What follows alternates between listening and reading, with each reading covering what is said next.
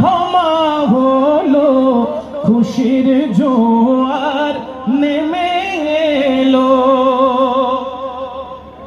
জুলুস করো, দরুদ পড়ো, নবীর শানে মিলাদ করো, মিলবে ক্ষমা, পাবে মুক্তি, নবীর সাথে রিশতা গড়ো।